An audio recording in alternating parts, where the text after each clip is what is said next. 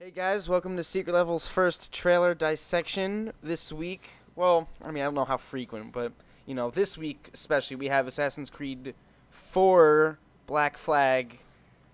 The trailer was just, I think, officially, released. Yeah, I don't know why I'm having such a hard time with these words. It's because you're so excited. I'm not at all, but, so we're just gonna go through and, bring up the little, small, big parts. Anything in between. A lot of information was announced about this game today. Like, more than just this trailer. So. Ready? Yeah, let's get right into it. Obviously, it's not rated yet. It is not rated yet. All right, lads. I'll give you Blackbeard's honest opinion. Now, I'm going to stop it for a second and go off on a tangent and say that's probably Blackbeard. I would assume so. I mean, everything I read about it doesn't seem like... It seems like they want to incorporate, like, famous pirates. Mm-hmm. But since Blackbeard was a real person, if he wasn't around during this time, then it wouldn't really make sense. Because they were talking about how they want to make this setting, this pirate setting, the most, a realistic pirate setting. Not, like, fantasy or anything. Now, do you want to know why I hate that? Why? Because that's not Assassin's Creed. Assassin's Creed is the real stuff.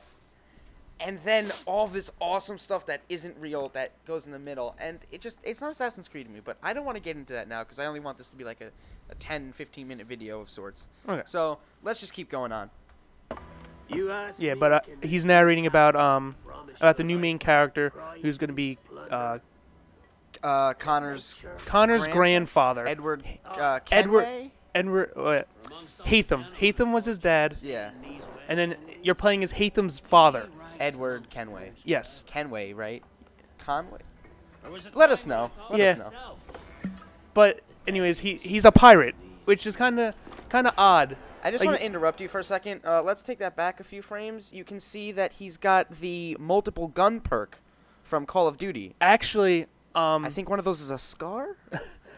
Another little tidbit. The people who made Far Cry 3. Now, you didn't play Far Cry 3. I did not. But in Far Cry 3, there was this big thing that was the upgradable, this upgrade system. Yeah, I heard that that's a big part of this game. Far Cry 3 developers have been helping on this game, specifically with the open worldness and also with the upgrade system. Yes, we see there he's got 2 cutlasses as well. And actually, one of the upgrades that you could eventually do is carry 4 guns on you at a time. Do you get a double fragmentation grenade?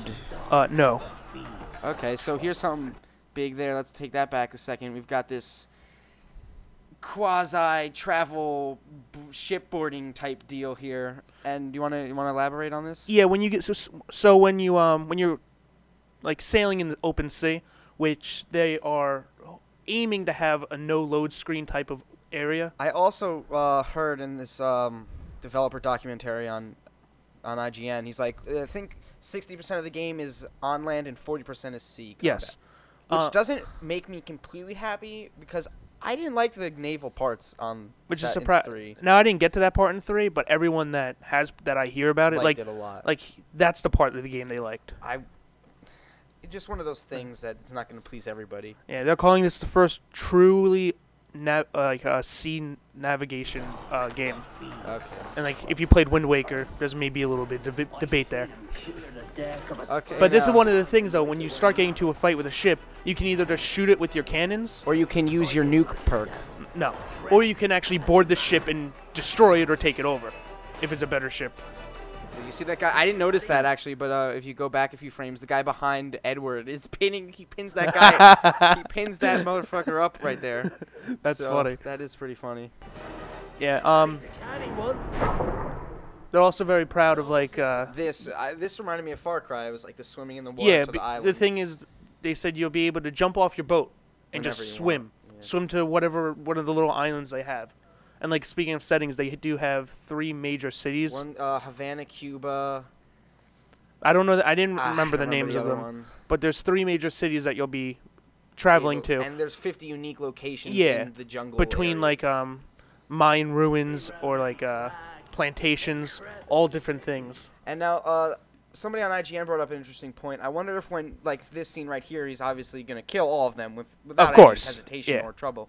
But the treasure they're holding, I wonder if these are going to be random encounters or if this is like maybe this is some mission they're showing us, but it would be cool if this is like something random and you're a pirate, you steal their treasure. Yeah, that would be actually really cool. Thought. Or I know some one of sort the things. gameplay. What I was kind of happy about is, I felt like in Assassin's Creed 2 and 3, you started off and you weren't as cool as you were supposed to be. Like you built your way up there. Yeah. In this game, you start as a pirate. You are a pirate Yeah, immediately. And then you become the assassin. Yeah. And apparently this character, Edward, is very selfish, and he was poor. Yeah. And now he's going to have this internal struggle with the Assassin Order, and now he's going to have to be selfless. I wonder if the twist at this end of the game, because as we all know, if you played the beginning of 3, Assassin's Creed 3, I'm talking about. Spoiler alerts. I'm Yeah, just gonna spoiler alert. Hatham, you find out, is a Templar. I wonder if the story twist in this game is you put Templar gone assassin. Assassin gone Templar. Well, here we can, or that's what I'm. You said Oh, Templar you gone. think you think at the end of this? I think at the end of this game, you're he's going to be see a Templar. you're going to play as a Templar. All right, that's it. Well, you know that you'll. The whole point, the modern day aspect of this game is that you bought an Abstergo entertainment machine, and this is you playing. This is actually you. That's the Vita version. What do you mean? No, I mean you have the basic concept of the story, but it's the fact that you're actually brought into Abstergo.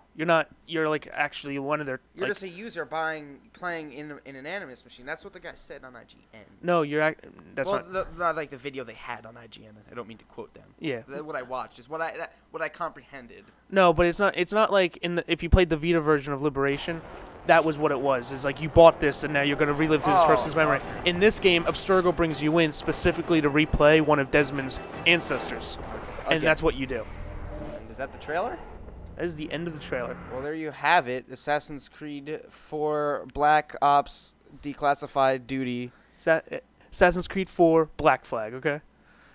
It's coming out supposedly October 29th. On PS3, PS4, and the 360. No, on October 29th it will be out on 360, PS3, PC, and Wii U.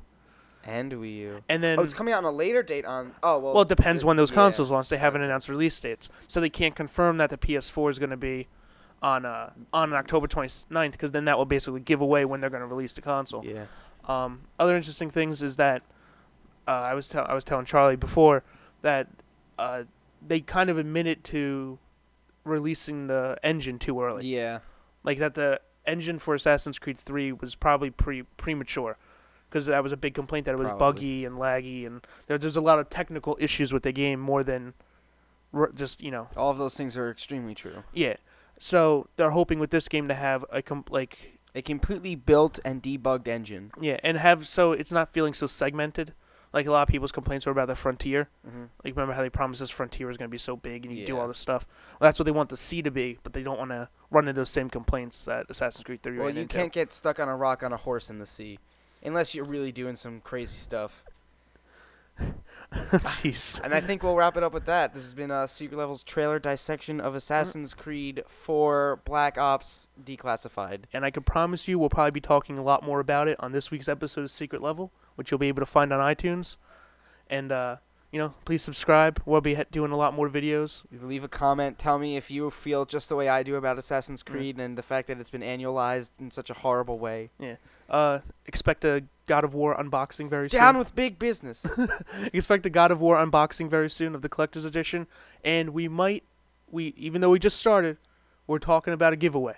So stay tuned for that because you could win. Yeah, and it's a good giveaway. It is. It's not like crappy like $10 worth of stuff. McDonald's toys. Yeah, it's not McDonald's toys. It's real stuff. So thanks for watching, and we'll see you next time. All right, goodbye.